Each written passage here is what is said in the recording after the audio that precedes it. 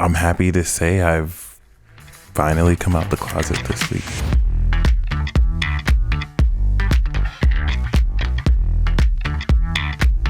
Hey guys, welcome back to the Midheaven podcast. My name is Candace Marie. And I am Michael, the peace dealer. We back. We are back. We're not going anywhere. Sorry. An extraordinary cycle has kicked off.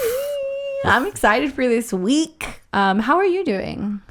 I'm incredible. Honestly, I'm also amazed because do you know how I know for a fact you're a Scorpio or your sun is in Scorpio? How? When you first walked in and I was like responding to what you said and I glanced in your direction for like a split second, I felt like I was gonna die. Like this intense urge from my soul like started taking over, but in a way where it's like when you like smoke so much infused like wax or pre-roll or drink, and then you feel like you're about to get like super wasted, and it's like, oh, and the only thing that calmed me down was like, wait, she's Sun Pluto, and I was like, oh, okay.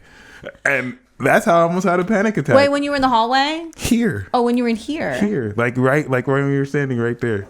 Oh, did I have like a particularly strong RBF? No. You were chill. It's really good today. I'm just blaming your Scorpio energy. Oh, well, I'm kind of moody today. The sun's conjunct Neptune. It's been emotional. I actually usually like this energy, but like I know that it's a dark moon in Pisces, and I know that it's about to be the end of Pisces. It's like the Ides of March that's coming. Oh my God. Because I got lost. My GPS went crazy while I was driving today, and it started raining, and I panicked because I don't know my way around yet. Then I get into an IKEA, and I realize that I'm behind on schedule, and I had a therapy appointment by phone. I get lost in IKEA. I start crying.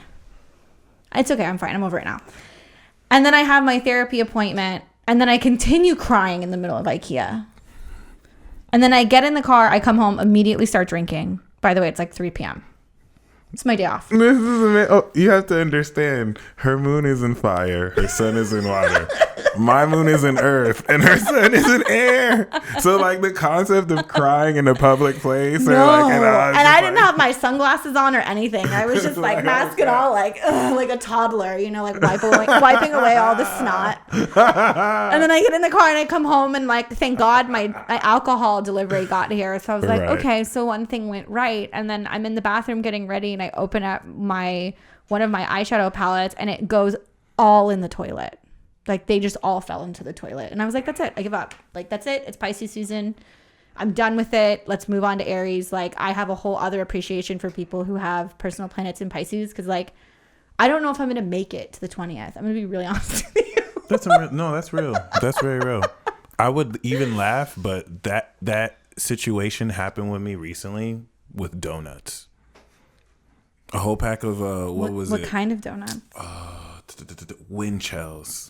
The Winchells donuts. Winchells? They have the Winchells dozen, and then there's like the dozen glazed, and life is amazing, and you're taking your dozen glazed donuts Don't tell me they fell. All on the floor. Oh, my heart. All on the floor. I can't.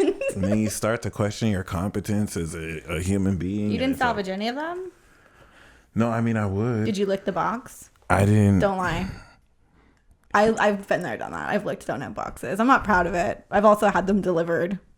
Honestly, I had another dozen, so that helped me just cut my losses. It was like, it's that Taurus energy that's like prepared, right? And I was just like, I was able to say my spirit guide. This is my spirit guide's way of saying I shouldn't be a fat ass and eat all these donuts. Fuck. So I just like, I feel that. I've definitely had my fair share of like dropping boxes of donuts, or like I have a bad habit of putting things in the oven because I'm white and we treat that like it's a bread box or somewhere where we keep things where we're not eating it.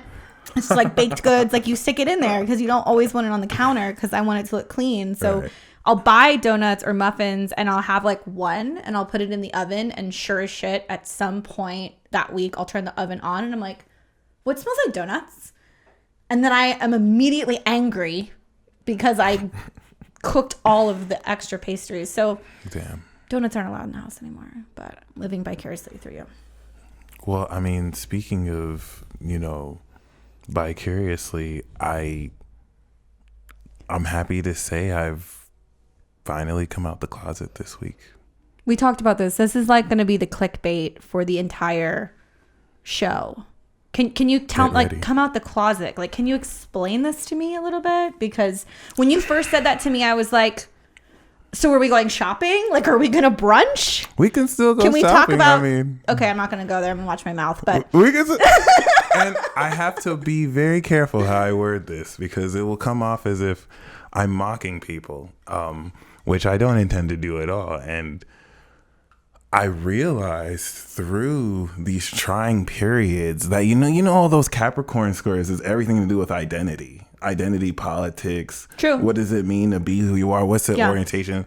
I personally don't believe that you're a sexual orientation. I believe you're a soul, right? But outside of that, I also believe that given everything that's happened, I've been afraid to own up to my sexuality. And I know for a fact that, after 30 years, I'm about to be 31 in June, like, I'm just not a heterosexual male. Heterosexuals are inherently transphobic. And if a trans woman wants to date you and you say no, that's transphobic because you don't want to date them. And I realized that, I can't hide it anymore. I'm super straight. And I guess I'm old fashioned, but I only like to have sex with women without dicks. And I was so afraid to own up to that part of my sexuality. I hid it. Really? This is a real thing. You're being real right now. Okay. It got to a point where it's like, oh, I can't really say I'm straight because I don't want to get canceled, or I don't necessarily. But I feel like a lot of like heterosexual men would kind of say like, no, I sleep with women, but they don't really define that. Like, they won't get into that. They won't talk about that. And I've seen my fair share of men look a really great looking man from behind, up and down, thinking it's a woman. Like, a lot. Happens like all the time. I lived in East Hollywood. I would drive up and down like to the west side when I lived in LA. And there's a lot of hookers here in Vegas. So people look, but nobody says like, oh no, I don't do that. I don't know, sexuality is such a weird thing. Like, I was talking about it the other day. It's just like, so like, now there's so many different titles and this and that, and everybody wants to like really define it, which is fine. But I think it gets into like some murky areas where then people get really confused, and I don't know, maybe it's just me. I'm just pansexual.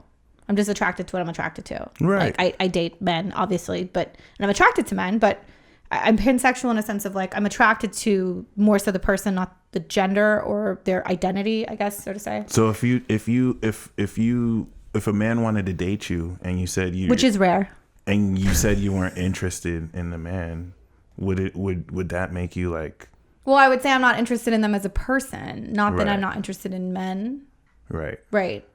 But I mean, would I define that? No, I think that wouldn't make you like straight phobic. Because I deal with straight or super phobia a lot in my life, right? Where like I can't really be straight, because that's like horrible. Well, I mean that honestly sounds very like facetious and callous, but I just love that I can have this like dialogue, how this is like a social like tense issue today with Saturn and Aquarius that takes these social narratives and brings it out. But personally, I really know what I say sounds in jest, but I actually really mean that, as far as like coming out and not necessarily be ashamed to express and own up to my sexuality, and not feel the need to be like shamed for, being into a certain sex of people, which is kind of ironic. Pluto is like really doing a number on your moon, is what you're telling me. Right, like a motherfucker. And Saturn, And Saturn. It's over. This will be a bigger conversation as like Pluto moves further into Aquarius, obviously, and we start to see this even broken down even further. And like, I wonder, like, are we going to even assign genders at birth? Like, will that be a thing in the future? That is so true. Makes me really wonder if that stuff's going to start happening.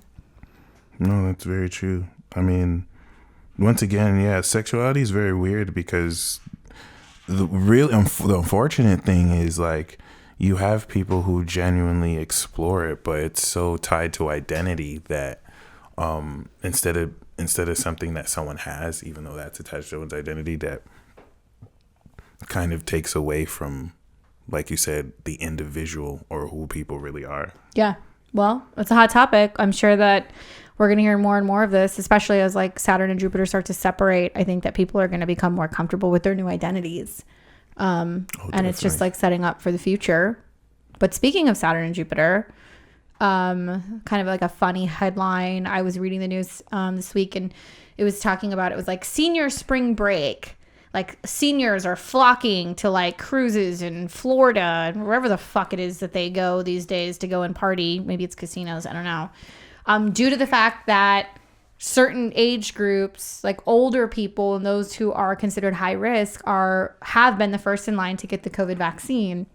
So all these people, they get the vaccine, and it's like you have all these seniors that are just like flying all over the place, that are like treating it like spring break and really monopolizing on the fact that it's cheap to travel. There's not a lot of people traveling, and they can go out and they can go and enjoy all of these places and spaces and beaches and things. While most of us are still kind of in lockup. Which confuses me so much more because I'm almost sure I'm clearly wrong, because this whole pandemic is teaching me I don't really know anything about anything. I thought I was black, but I voted for Trump, so I'm not. I thought I was a lot of things, but you know, like I'm almost sure they were saying like if you take the vaccine, it still doesn't like protect from. I heard like I don't know if I think it's like the Pfizer one. I could be wrong. One is like 60 something %. Or not that it doesn't protect, but it doesn't necessarily assure. It doesn't mean like we can still travel or like go out but I mean, have to socially distance. Whether or not the vaccines work or whether or not they're real, I'm going to save you guys my spiel on that. But if the vaccine serves as almost like even a placebo to make people more comfortable with the idea of going out and traveling and being out there, maybe in that sense it'll do some good. I don't know. Maybe.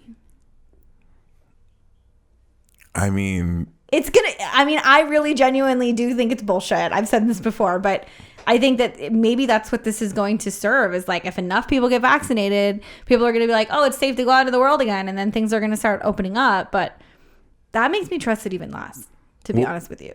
The good news with that is, as many people may not take the vaccine, I think enough people would take the vaccine to where it would be enough people that have to take the vaccine, and everyone might win in that capacity. I just hope we don't have to take it to travel. Like I'm really hoping it doesn't become something that is required. And I have enough trust at this point, I think, in our legal system, and enough people who would stand up and be like, hey, this is our decision, it's our choice. Like, it's great that they're rolling that out. I think that if that makes people feel safer, whatever, that's your shit. Mm-hmm.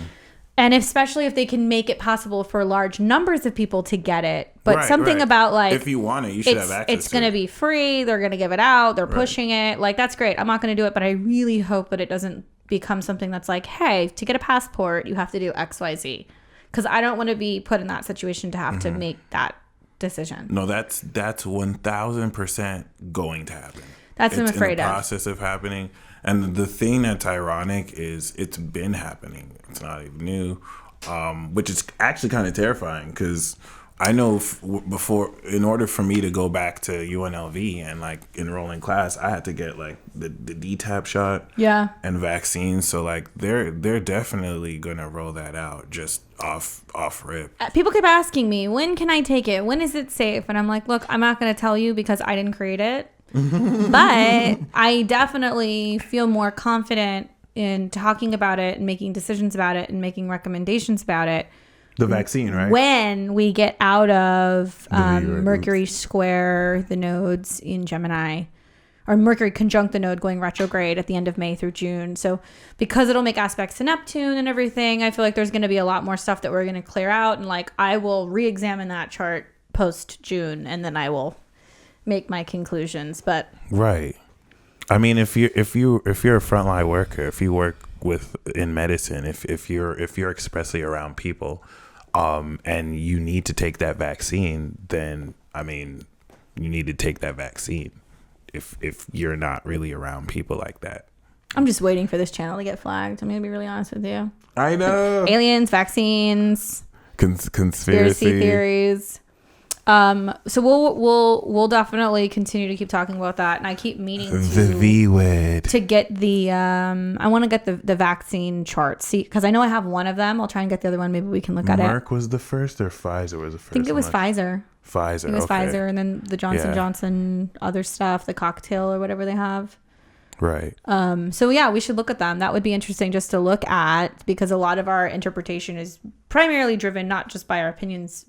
Well, this is more of an opinion-based show, as you can tell, but our job is really to look at the astrology and talk to you guys about what we see outside of picking sides. No, because like, and this is very fascinating, because we know I'm definitely going to be referencing this apocalypse cycle that started with the quadruple conjunction that happened in 2020. Yeah. Saturn, Pluto, and Jupiter. We can track vaccinations with Pluto, right? But it's also very just like amazing, because there's this huge tension with new vaccines, right? And like not wanting to take it. But once again, the whole concept of having to be vaccinated or do something to travel or do other stuff, we've had to do it for like the past 20 years. But like the resurgence of it is just kind of interesting. Something about it just makes me squirm. Oh, absolutely. You know, it like really makes me squirm. And then people keep bringing it up. It's like, I almost feel it's like Trump. It was like the last several years has just been a nightmare in a sense of that's all everybody wants to talk about. Now everybody's talking about the vaccines. And it's did you see what he just released, like just recently? Trump? Yeah. No. Wasn't he like kicked off social media? He's back? I need to. Is he back? I don't know if he's back on social media, but he released a press statement that literally was something like, oh, I just want to remind you all that if it wasn't for me, you guys would have to wait 5 years for vaccines. And I just wanted to, I swear to God. So he's just like still trying to steal the spotlight. Well, first of all, he's Leo rising, and the spotlight belongs on him. I'm waiting. That's why he's dropping facts. He's telling the truth. I'm waiting for the crazy shit to happen with Trump, because we're coming. Wait. What crazy shit hasn't happened? Well, I'm saying there's more coming. Okay, there's more coming, because the North Node's been hovering around his natal Uranus, and the squares coming from Pisces to his 10th house, and then there's a Mercury retrograde. I mean, I'm expecting a full-blown media takeover launch, some insane thing he's going to do the end of May going into June. CNN needs their ratings back. Hey, so listen. It's inevitable. He's going to try to start his own thing. It's just I'm waiting to see what's going to happen with that, and also just... I don't know. Nothing surprises me anymore. Like, I almost feel like not making predictions, because it's like I'll predict something and it's like close, but it's like so much crazier than I ever could have imagined that I don't even want to try that's so to. Aquarius. Yeah. Yeah. So we've got the spring break seniors, the COVID vaccines. I think that's hilarious. It's very Saturn Jupiter, because Jupiter being travel, expansion, Saturn being older people. Like, you guys want to go out and have your hoe phase and party and do Mai Tais on the beach and childhood. Think about it, because if there's not a lot of younger people out partying, it's a free-for-all. There's like a lot of maybe seniors finding their whatever's left of their life love. And I'm not going to say forever love, ready to be rebellious against everyone. Parties, lots of like parties too. I'm here for it. So the George Floyd trial has started. Dun, dun, dun. This is like where the podcast gets heavy, so we'll try to keep it light. This is like the O.J. Simpson trial of our time. Do you remember that? No. I remember that. I remember my insane father watching it every day. And and he had it on TV. And I remember being like, what's going on? And I remember bits and pieces of it. And like when I was older, I was like, oh my God, like I watched so much of that trial. But this is kind of a big one. Apparently, you can watch it live. It's streaming live. Today is day 2. What is he getting charged with? So it's the Officer Derek. I can't pronounce his last name. Chauvin, I think. But basically, yeah, he's being potentially charged, I think, with the murder, 2nd-degree murder. And it's live. It's in a closed courtroom. Nobody is there. Nobody can be in there. It's being streamed. And yeah, that's what they're doing. They have pushed back the court date of the other cops who also are awaiting their trial until August of this year. This is just like heavy stuff. I mean, like, you know, if they don't, go ahead. I see him getting a lighter sentence, but I don't see him getting 2nd-degree murder. What is 2nd-degree murder? 2nd-degree murder is when it's premeditated. Like intent to kill? I think it's unintentional. Unintentional, like manslaughter, kind of. I guess, yeah, sort of. Damn. But if it was 1st degree, I'd be like, he's not getting 1st degree. But I don't know if they're gonna throw the book at him. Right. But I also feel like this is a pivotal moment in American history, racial history, legal history. There's some big stuff brewing, and I dug a little bit into George Floyd's chart, which I have right here. You can see he's famous 5. Yeah, October 14th, 1973. We don't know the time, so I'm basing it off of an Aries rising.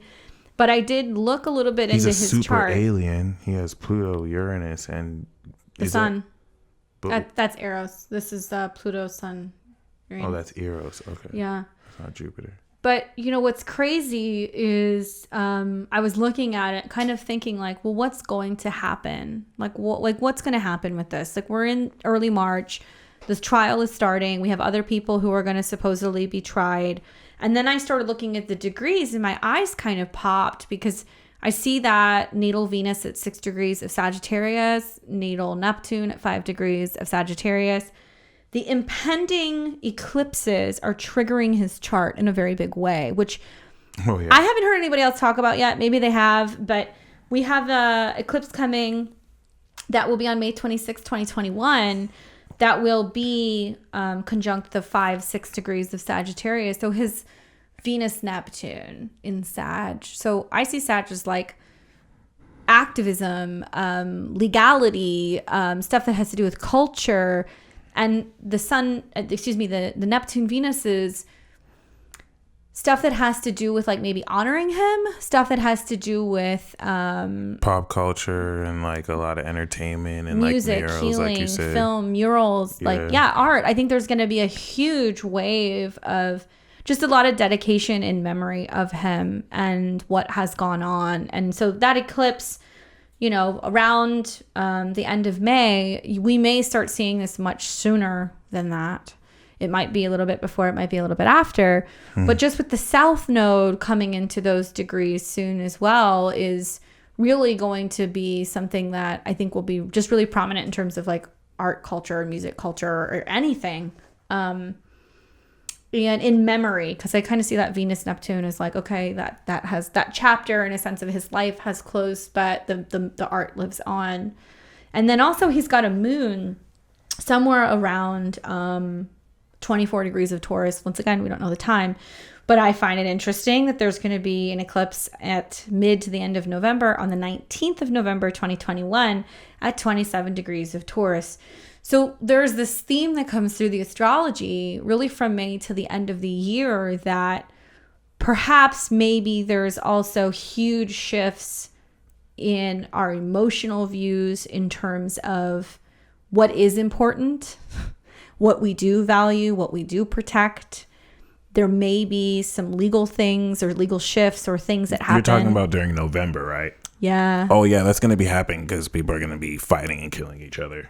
And just like doing that by having those hard Thanksgiving conversations with the fork at the, like, think about every Thanksgiving conversation where you have that awkward family member that always is the black sheep and it's been building up. And this is that year where it's just like, it comes to a head. Especially, last Thanksgiving we had an eclipse that weekend in Sag, and it was like the South Node and some other planets. And I remember looking at that, being like, "Oh God, like, please, I don't need any religious conversations this weekend. Like, I don't need any like racial conversations this weekend." I'm sure there was a lot of very colorful combos that happened. It's fascinating to see how many, and which is like it's very eerily specific of the archetype of Libra, which is like the bridge and the gateway, and of course the transit specific energy on his like planets and everything. It's amazing to see how everyone is using him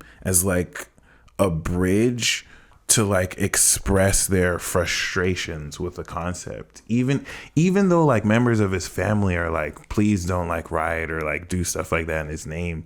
A lot of people are kind of, it's not like being used as an excuse as much as like his death was the straw that broke the camel's back. Well, I mean, he does have Mars in opposition to Pluto natally, or no, quincunx, excuse me, there's a quincunx. And Chiron in opposition to his sun. So it's like the individual very does much affect other people or the legal system. And then Mars quincunx Pluto was like, you know, because of Mars aggression, brutality, violence. I mean, and it's his neck. Mars in Taurus is your neck. His Mars is retrograde.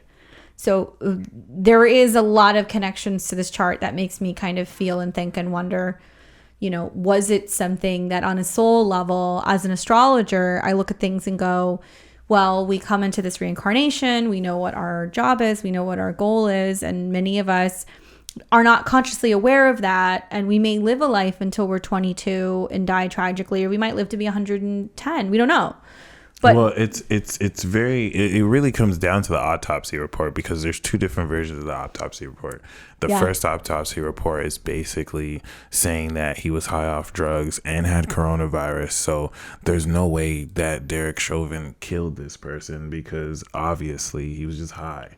This is what the judge is going to acquit this man on. Which is not, I mean, like, and this opens up a whole core wound issue, and this is nothing new. There's nothing new about a minority dying and somebody saying, well, they were on drugs, or well, they were resisting arrest, or well, I mean, and cops have planted drugs, cops have done all kinds of things to cover up some of this stuff in the past. And so why this is so outrageous is not only because a man died. And it's not so much about his history. I'm not even going to get into that, because a lot of people use that to defend the cop. But the reality of the situation is police brutality is real. We clearly need to be putting more money into educating the cops, I think, in the basis of learning how to not just use a weapon, but use words wisely.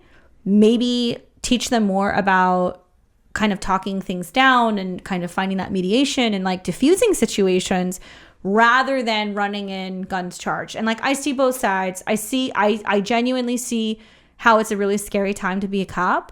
But I feel like, you know, defunding the police also is not smart. That's not smart.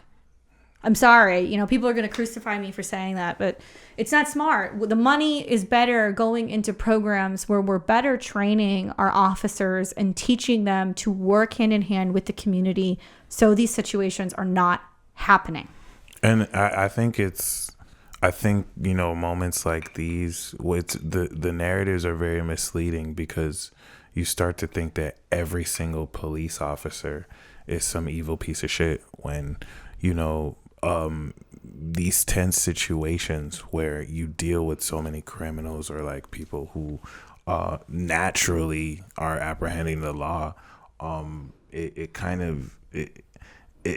would say it's less people, because that's the narrative that's being set. Like, police officers are just like blaring with weapons and shooting, because that's all of the clips that surface on social media. And so you start to think that out of all the situations cops face, that's really all they do. And like, you know, even though, and which I'll speak on, but like the nature with these police officers, obviously with everything comes down to corruption. You have dirty cops, you have crooked cops, and they're just, no amount of like sensitivity training will stop a dirty cop from being a dirty cop, and until they're weeded out, none of this will change. No, and that's the other thing, is that everything is so connected, and like people talk a lot about like, okay, the light and the dark. We need the light and the dark. They're complementary. It's natural. We see the yin yang. We see the negative, the positive, the masculine, and the feminine in nature. But the reality is that regardless of what city, and it'll vary on a case by case difference, but we need to start seeing more of cleaning up the whole system and like getting out the crooked cops, but also like maybe raising the standard for what is required to become a police officer. I giving less of a fuck about whether or not you spend X amount of hours in the academy, and more about, do they have the proper training psychologically to go into the force? Should we be screening that more? Should we be teaching them more about psychology and expecting them to have higher degrees when it comes to working with the general public?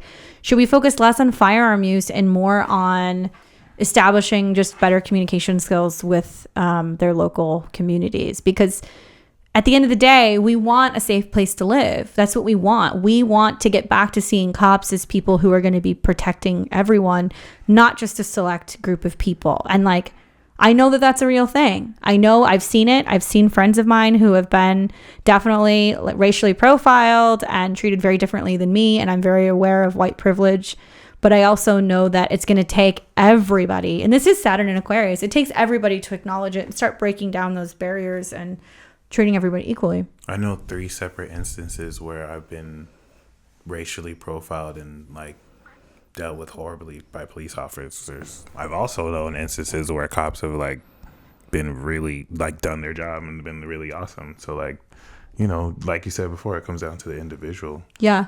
And it's just very... And it's also hard, too, because I have friends that are cops, and they have really been struggling the last year and being like, I believe in my job, and I believe in protecting, you know, my community, and I believe I'm doing good things, but how can I continue to work for a task force that is allowing this to go on? Or people who may be Black and they're a cop, and their conflict with whether or not they're going to go and protest with other people. Like, I was in LA when the protests were happening. I have friends that were involved in it. It was quite honestly very scary because there was just a lot of tension and a lot of things going on that really just were super out of hand in a lot of ways. But I hope that this happens in a very just way. Like, I hope the trial is fair.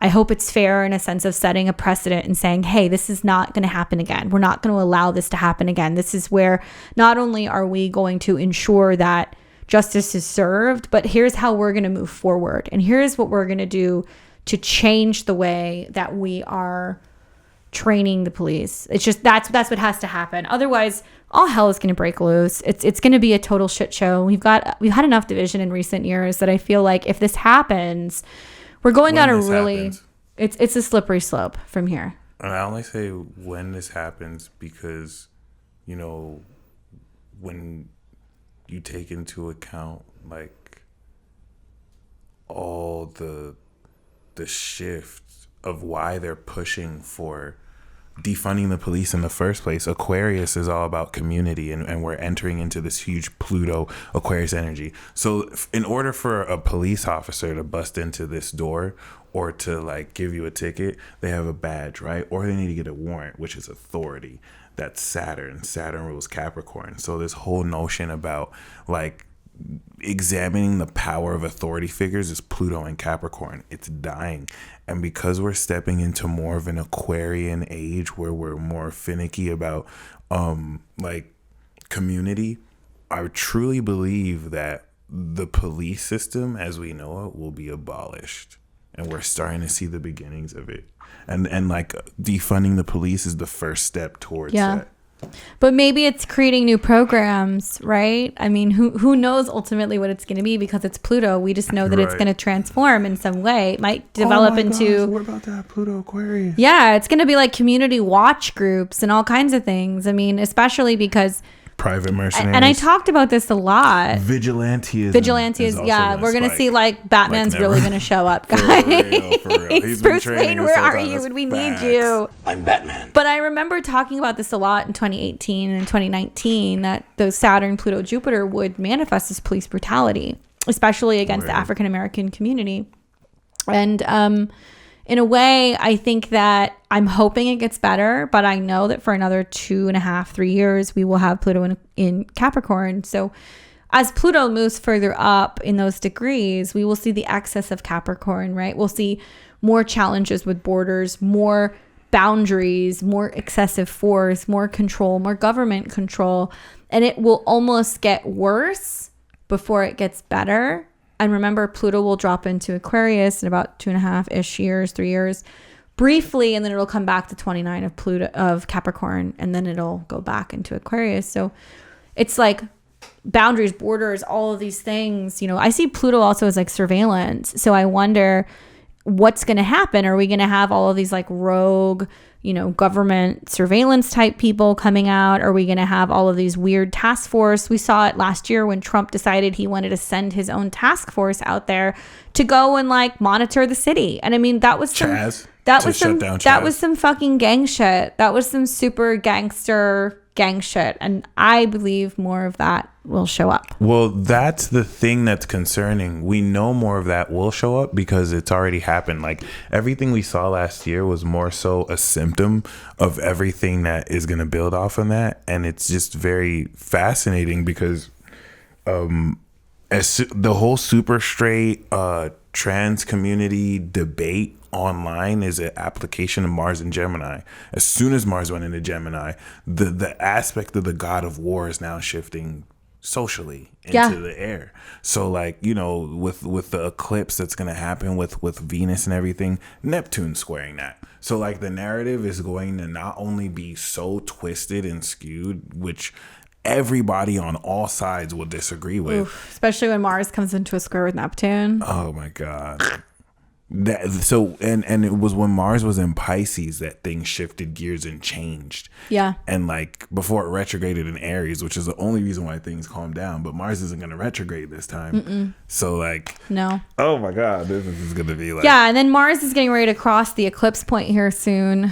Yeah. We talked about that in a previous episode. So definitely March is a month where things really do get heated. There is more heat coming. Oh, yeah. Let's shift gears a little bit. I want to talk about your BFF, our president, Biden. Yes, the magic man. The magic man, Super Scorpio. So came out today. I think they're further voting on it, if I remember correctly. It's like almost pretty much going to go through. But Biden's $1.9 trillion stimulus is moving forward. So I'm neutral on that. I'm neutral. What do you think? I'll tell you what I think in a second. I treat the Biden stimulus the same way I treat Trump's stimulus. You're going to cash it? Well, actually, the thing, is there any like catch for that? Do you have to pay it back or anything? No, they're just fucking printing money at this point. That's really what's going on.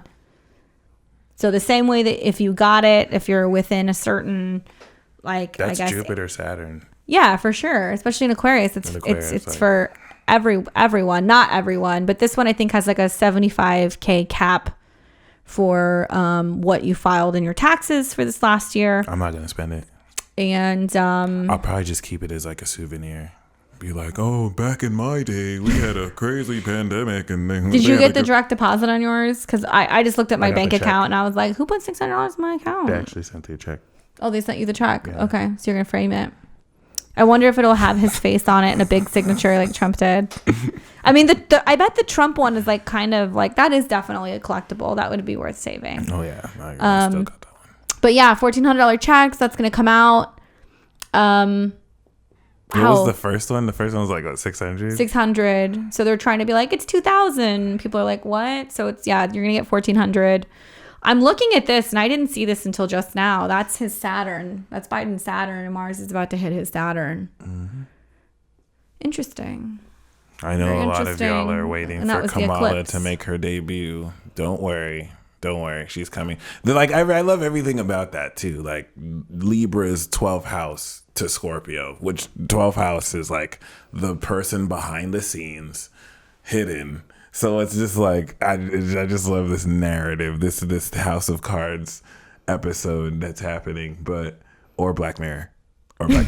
If it is, I want out of this episode because I'm kind of over it. I mean, this has been a little bit more calm since last year, but I know that's not going to last for very long. But as far as like even examining Biden's chart, I really once again feel the composite Lucifer North Node Cancer aspect is just very interesting, but it's also very important as a social energy to look at him more as the administration and the people, the face basically for the administration. Exactly. Yeah. The Sag rising on the South Node, like people in his cabinet. To be honest, I really feel like this is just Obama part 2. If you're gonna really ask me, like. Well, I mean, I think that there was also a lot of selling points to him running because it was like, oh, this is just Joe from next door. Like, he's familiar. You guys had him for 8 years. He's friendly. Before. Yeah, I saw your memes. I'm not racist. I've seen your memes about him not being racist and like not being into little girls. Certainly, I do kind of align with the creepy Joe things. I mean, I've said it before. Like, I couldn't vote for either one of them. Just personally. It's my choice. I get crucified for that every time I say it too. But when I look at his chart, you can't be mad at anyone who doesn't vote. my eyes really light up because everything across the board is getting hit here. His South Node is in Pisces. Jupiter is going to hit that. Pluto's coming into an opposition with his Jupiter. Saturn has been opposing his Pluto. That's big.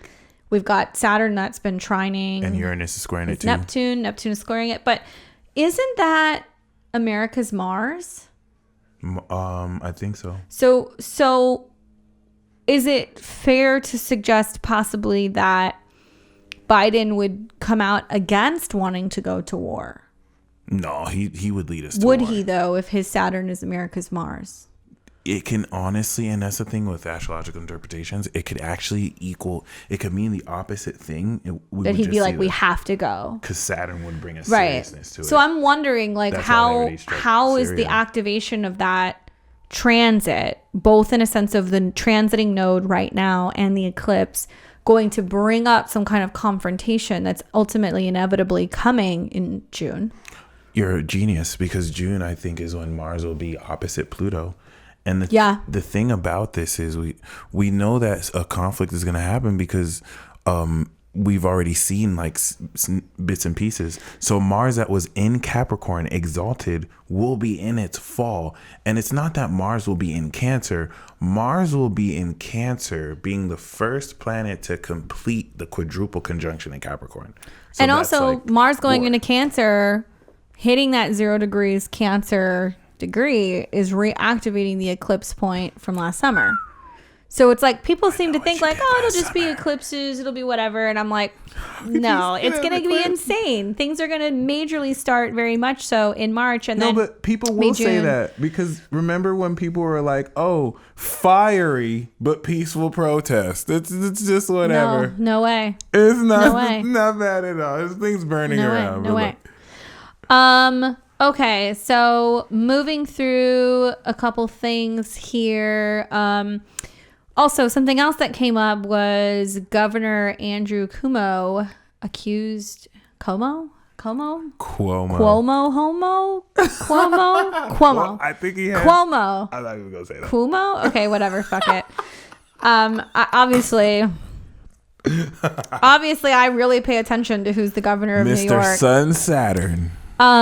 Being accused of sexual assault or harassment. I take that back. Sexual harassment. That's a thing that's going on right now too. Pulled up his chart. Certainly that's being activated with the Sun Saturn eclipses and the nodes. All Sun Saturns are gangsters, by the way. Also Moon in Gemini. Yep. So that's getting activated. Pluto's been squaring his Jupiter. We don't know his time, so this is based off of an Aries rising, obviously, but that's something that we're kind of watching, especially as Saturn moves further into Aquarius and touches on his Chiron and then opposes his natal Uranus, and it's going to bring up whether or not that was happening. Oh yeah, he's a South noded, so there's no escaping that. Yeah. At all. A lot of Sag going through a lot of that stuff. A lot of just like things that they have no control over right now. But I mean, I was going to draw parallels on other Sag energies getting accused, but like outside of that. Is he going to step down, do you think? No. You don't think so? Sun Saturn, once again, Sun Saturns are gangster. 50 cents is Sun Saturn. So like these people are just going to like clap back. But you know what? It's interesting because I think the Democratic Party sees his emergency power. You might want to fact check me on that. Okay, we can check that out. Another thing that popped up this week also is just this rise. We were talking about it a little bit earlier, the rise of these NFTs. So if you guys saw, like Kings of Leon came out and they released their album as an NFT. Basically, it's a non-fungible token, meaning like you have ownership of digital rights. So you can put out music and have an NFT, or you can put out art and have an NFT, and you own the rights to that. It's yours, the original, and you can sell it or you can hold on to it. And because this is kind of like similar to blockchain and it's a new way of being able to have something that's valuable, all of these people are trying to create art and put art out there. Which is so Uranus and Taurus. Taurus. So, I mean, like, I've been trying to wrap my head around crypto for like literally the last couple of months. And now I'm finally, after binging videos, like starting to get it. And I'm like, okay, so Bitcoin's going to be is going to be gold, and like Ethereum's going to be like the dollar. Really? I think that's where this is going. Interesting. Yeah, I'm like I'm like, I've been binging a lot of this stuff. But the idea of being able to monitor digital rights is going to get rid of piracy. It's going to get rid of like, forged art and like all kinds of stuff, which is kind of cool. And people are Uranus and Taurus hopping on this because they're like, oh, this is new. This is like really big. Like, and people are selling art and all kinds of stuff of like sports figures. And like, I think it was like, I don't know, some NFL player, NBA player dunking, and somebody sold the art and it was like 40, 50K. So you can create all this original art. Maybe it moves and it flickers and it does things, and you paradise. Own it. But there's the potential also that once it gets sold, like it can be set up so you get a % return. So if you end up creating something that goes viral and people buy it or use it or whatever, like you'll make money forever off of it. So it's really smart when you think about especially music and movies, because they'll be able to ensure that they're getting the return on, the profit. And it's very abstract, almost like, back in the 90s when we were like, what's an MP3 player? Like, what's an MP3 file? Like, what's that? And then it was like, boom, we had the iPod. So I decided, and we're going to do this together. You can buy this episode as an NFT. It is a collectible item. Oh, yes, it is. Don't sleep on this. We will make it available for you to buy it and download. We'll give you the information. Slept on Bitcoin. Yeah, don't do that. We might make other art. We might make fuck it. We're going to make our own coin. We're going to do that. So whether it's midheaven or whatever it is, we'll figure it out. We're going to give you guys the links so you guys can bid on it and you can get this piece of collectible art. But I'm going to do some more research on NFTs because it's very fascinating.